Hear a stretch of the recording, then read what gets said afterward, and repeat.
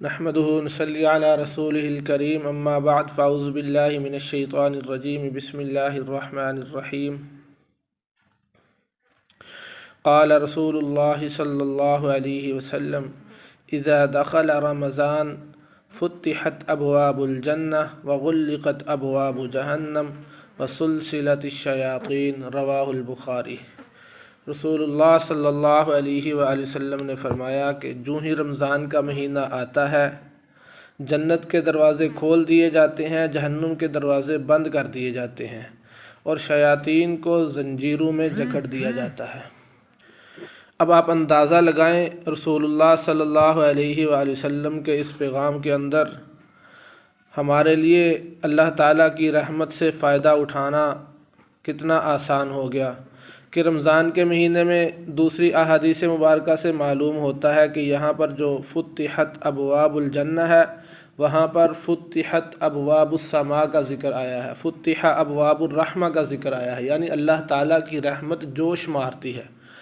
اللہ تعالیٰ کی رحمت متوجہ ہوتی ہے، اللہ تعالیٰ کی رحمت اپنی شایان شان بندوں کو بخشنے کے بہانے ڈھونڈتی ہے۔ تو ہمیں اس رمضان میں اس سے زیادہ فائدہ اٹھانا چاہیے۔ پتہ نہیں آئندہ رمضان ہم نے ہونا ہے یا نہیں ہونا، ہم میں سے کون موجود ہو کون نہ ہو، اس لیے اپنے اوقات کو قیمتی بنانا چاہیے، اپنے اوقات کو ترتیب دے لے اور ایک شیڈول کے مطابق زندگی گزارے، کوئی بھی لمحہ کوئی بھی لحظہ ضائع نہ ہونے دے۔ اب آپ اندازہ لگائیں اس سے کہ الحمدللہ میں کارگزاری کے طور پہ ذکر کرتا ہوں کہ ہمارے یہاں پڑھنے والے بچے جو ناظرہ پڑھ رہے ہیں ان کو میں نے تھوڑی سی ترغیب دی یکم رمضان کو کہ آپ نے روزانہ جو ہے نا 1000 مرتبہ درود پاک پڑھنا ہے، تو وہ روزانہ درود پاک پڑھ رہے ہیں۔ میں ان سے روزانہ پوچھتا ہوں، 2-3 دن ہو گئے، کل میں نے پوچھا 8-10 بچے تھے جنہوں نے روزانہ کے اعتبار سے، جو سمجھدار بچے ہیں 5ویں سے اوپر کے 6ٹھی کے، روزانہ 1000 مرتبہ درود پاک ایک بچہ پڑھ رہا ہے۔ اور الحمدللہ ثم الحمدللہ یہ آپ کے ادارے کو یہ اعزاز حاصل ہے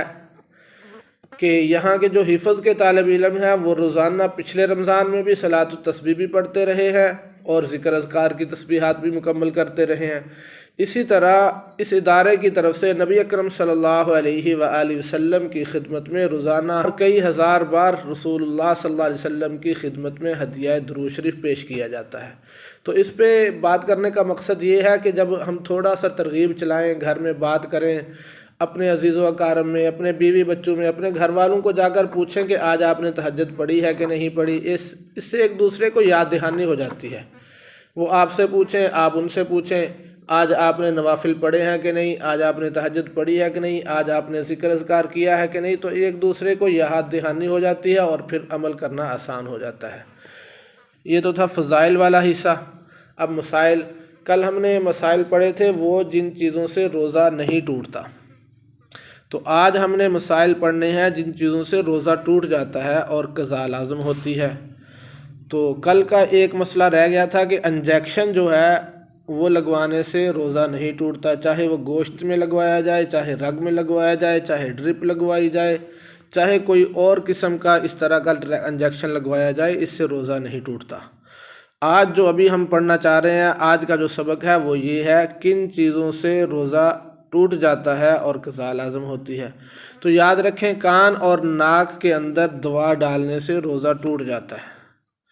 نمبر 2، کلی کرتے ہوئے حلق میں پانی چلا گیا اور آپ نے اس پانی کو نگل لیا، آپ کو پتہ چل گیا کہ پیٹ میں پانی چلا گیا، اس سے بھی روزہ ٹوٹ جائے گا، قضاء لازم ہوگی۔ یا آپ نے گھر میں ہے بیوی کے ساتھ بوس و کنار کرتے ہوئے انزال ہو گیا، اس سے بھی روزہ ٹوٹ جاتا ہے۔ یا منہ کے اندر بعض لوگوں کی عادت ہوتی ہے کوئی چیز ایسے چباتے رہتے ہیں، کاغذ وغیرہ، لکڑی وغیرہ، یا کوئی اور چیز کھانے پینے کی ہو، جیسے گندم کا دانہ ہوتا ہے، تو اسے چباتے عادت کے مطابق نگل لیا، پیٹ کے اندر چلا گیا، اس سے بھی روزہ ٹوٹ جائے گا، بعد میں ایک قضا دینی ہوگی۔ اور اسی طرح کسی نے اگربتی کا دھواں لیا یا لوبان کا، عود کا ناک کے ذریعے سے حلق میں چلا گیا، یا سگریٹ کا دھواں لیا، سگریٹ پی، یا کوئی اس طرح کا کسی بھی چیز کا جس کو ہم بھاپ لینا کہتے ہیں، تو اس سے بھی روزہ ٹوٹ جائے گا۔ اور اس کے بعد کسی شخص نے بھول کر کھا پی لیا، یعنی اس کو پتہ نہیں تھا، اس نے کھا پی لیا، اس کے بعد پھر یہ سمجھا کہ اب میرا روزہ ٹوٹ چکا ہے، اب اس نے پھر دوبارہ کھا پی لیا، یہ جو دوبارہ کھایا پیا ہے دوسری دفعہ، پہلی دفعہ جو بھول کر کھایا پیا تھا اس سے روزہ نہیں ٹوٹا، جو اس نے بعد میں بھول کر کھانے کے بعد جو ہے نا دوبارہ یہ سمجھ کر کھایا پیا ہے کہ میرا روزہ ٹوٹ گیا تھا، اب بعد والے کھانے کی وجہ سے اس کا روزہ ختم ہو چکا، اس کی بھی قضا لازم ہے، پہلے والے کی وجہ سے نہیں، بعد والے کھانے کی وجہ سے۔ اور اسی طرح کسی شخص نے یہ سمجھا، وہ اٹھا لیٹ اٹھا، فجر کا وقت شروع ہو چکا تھا، سحری کا وقت ختم ہو چکا تھا، اب اس نے جو ہے نا یہ سمجھا کہ ابھی سحری کا وقت باقی ہے، کھانا پینا شروع کر دیا، تو اس کا بھی روزہ نہیں ہوگا، یہ بھی بعد میں قضا رکھے گا۔ یا کوئی شخص سفر میں تھا، وہاں پر انتظام نہیں تھا، سورج کے غروب ہونے کا اس کو پتہ نہیں چلا،